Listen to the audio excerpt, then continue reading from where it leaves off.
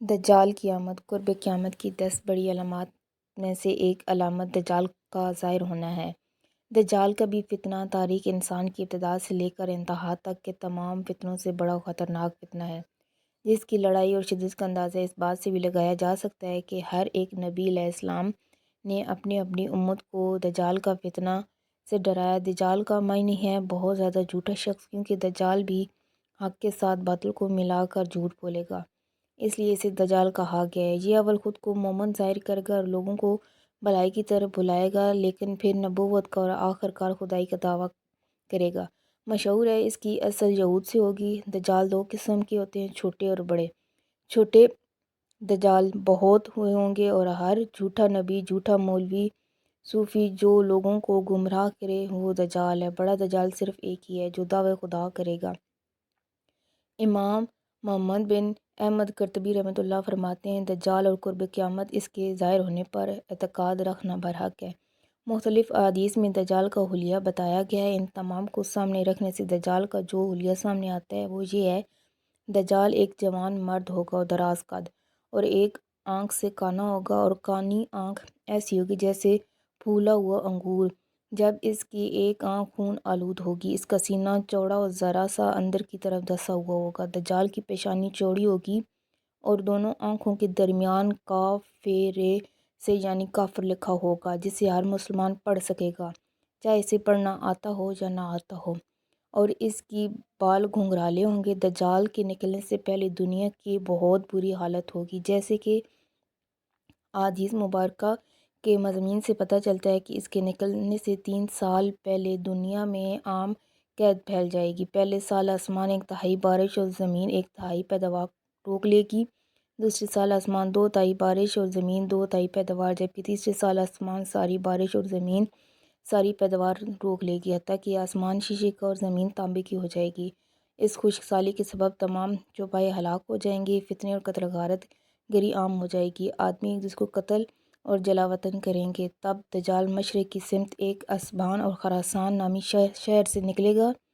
غذائی قحط کے علاوہ علمی اور روحانی قحط بھی برپا ہوگا۔ دین کے سلسلے میں لوگوں میں ذوق پیدا ہوگا، علماء اور دیندار لوگ کی قلت ہوگی۔ دجال زمین پر 40 دن رہے گا، جن میں سے ایک دن 1 سال کے برابر، ایک دن 1 ماہ کے برابر اور ایک دن 1 ہفتے کے برابر، جبکہ باقی ایام سال کے عام دنوں کی طرح ہوں گے۔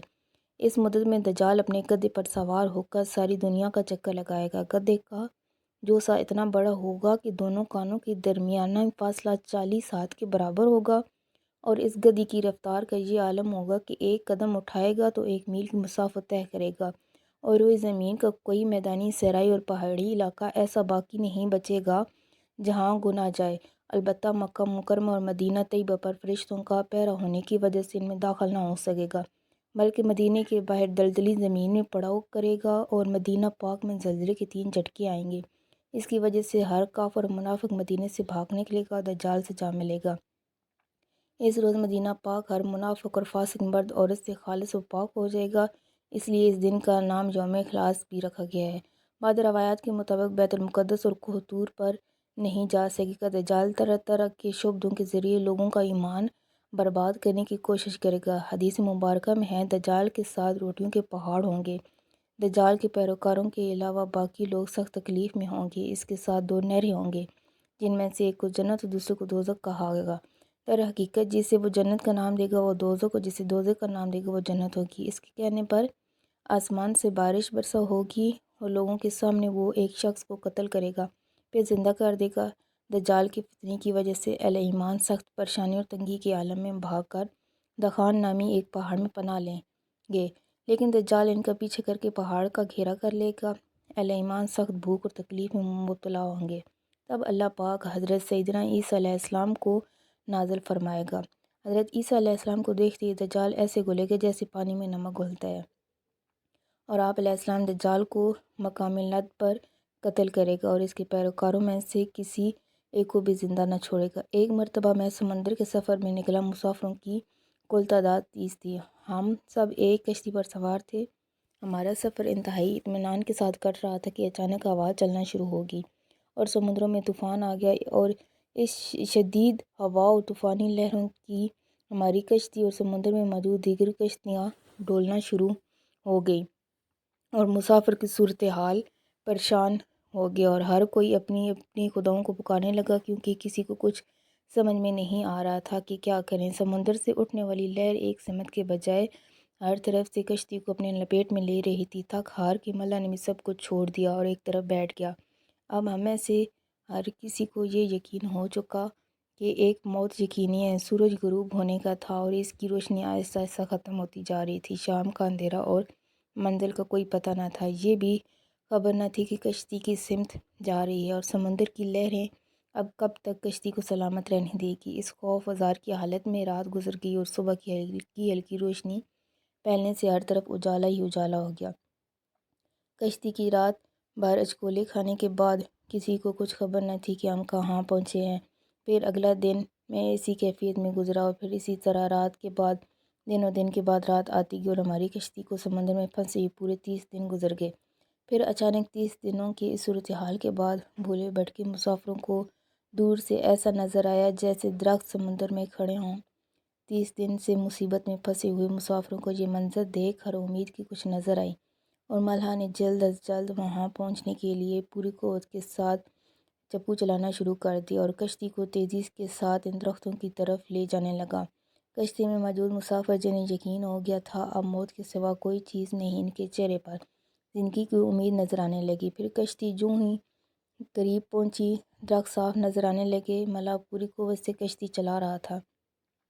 سورج غروب ہونے سے پہلے پہلے ان درختوں تک پہنچے تاکہ کہیں ایسا نہ ہو کہ اندھیرا ہو جانے کے باعث ہم اس آخری امید سے بھی ہاتھ دھو بیٹھے۔ پھر کشتی آہستہ آہستہ اندر درختوں کی طرف بڑھتی رہی۔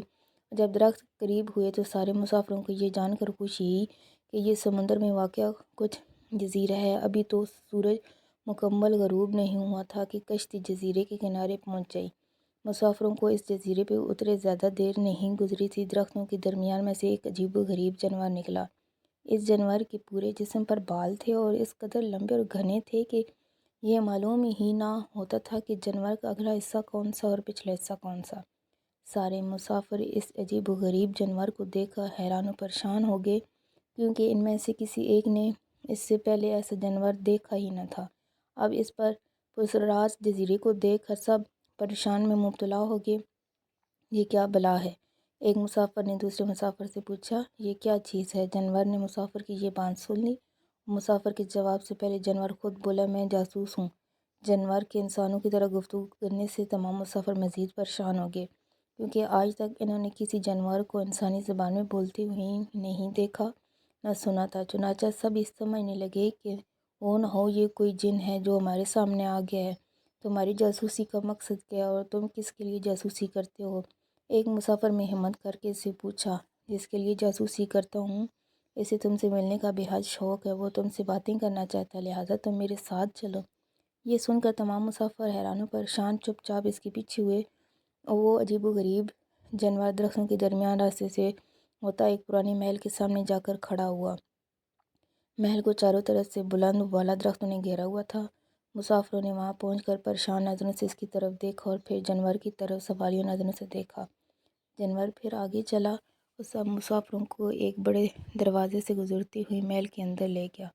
محل کے اندر داخل ہوتے ہوئے سب نے دیکھا ایک بہت بڑا شخص زنجیروں میں جکڑا ہوا تھا اور رہائی کے لیے کوشش کر رہا تھا۔ ہم نے اس سے پہلے اتنے بڑے قد اور اتنے زیادہ روح والے شخص کبھی نہیں دیکھا تھا۔ ایک مسافر نے ہمت کر کے پوچھا، تم کون ہو؟ میں کیا ہوں اور کون ہو یہ تو تم جان ہی لو گے، پہلے یہ بتاؤ تم کون ہو؟ اس نے سوال کرنے سے بولا مسافر سے پوچھا، ہم عرب قبائل لاہم الجزائم کے لوگ ہیں۔ اور ساتھ ہی اس مسافر نے اپنے ساتھ بیتی یہاں تک پہنچنے کی ساری داستان بتا دی۔ اس قید میں جکڑے ہوئے شخص نے کہا، ذرا مجھے نخلستان نیپسان کے متعلق تو بتاؤ، اس کے متعلق کیا جانتے ہو؟ ایک مسافر نے پوچھا، خبردار، عنقریب ان پر پھل لگنا بند ہو جائے گا۔ وہ قیدی ہزیلے انداز میں بولا۔ پھر وہ مسافر سے مخاطب ہوئے کہنے لگا، اچھا قبرستان کے دریاؤں کے متعلق تو بتاؤ۔ مسافروں نے کہا، دریا کے متعلق کیا پوچھنا چاہتے؟ بولا، اس میں پانی ہے۔ مسافر نے کہا، ہاں اس میں پانی۔ اس نے کہا، عنقریب اس کا پانی ختم ہو جائے گا۔ پھر وہ کہنے لگا، زہر کے چشمے کے متعلق تو بتاؤ کیا پوچھنا چاہتے ہو؟ مسافروں نے کہا یہی چشمے میں پانی ہے نہیں، اور اگر وہاں پانی ہے تو پھر وہاں کے لوگ چشمے کے پانی سے کھیتی باڑی کرتے ہیں۔ پھر آپ پوچھنے لگے اچھا مجھے یہ بتاؤ کہ امیوں کے نبی محمد کے بارے میں تو بتاؤ۔ مسافروں نے جواب دیا، انہوں نے کہا مکہ سے اپنی دعوت کا اعلان کیا اور اب وہ مکہ سے نکل کر یثرب میں موجود ہے۔